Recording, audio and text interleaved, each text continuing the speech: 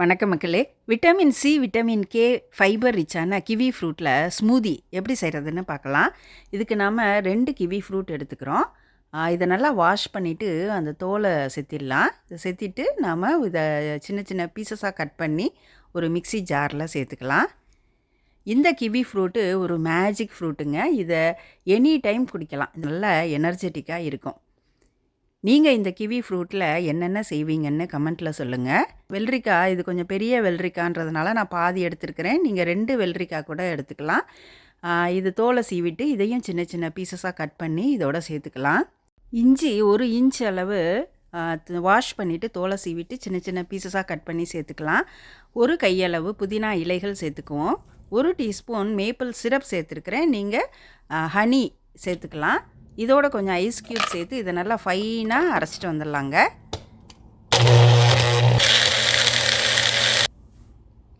நீங்கள் விருப்பப்பட்டால் இதோட கொஞ்சம் லெமன் ஜூஸ் சேர்த்துக்கலாம். இப்போது சர்விங் கிளாஸில் கொஞ்சம் ஐஸ் க்யூப் சேர்த்து இந்த ஸ்மூதியை ஆட் பண்ணிட்டோன்னா அவ்வளோதாங்க. ஹெல்த்தியான டேஸ்டியான கிவி ஸ்மூதி நமக்கு ரெடி ஆகிருச்சு. இது மார்னிங் பிரேக்ஃபாஸ்ட்டாக எடுத்துக்கிறதுக்கு, வெயிட் லாஸுக்கு அடிக்கடி எடுக்கக்கூடிய ஸ்மூதிங்க. நீங்கள் ட்ரை பண்ணி பாருங்கள்.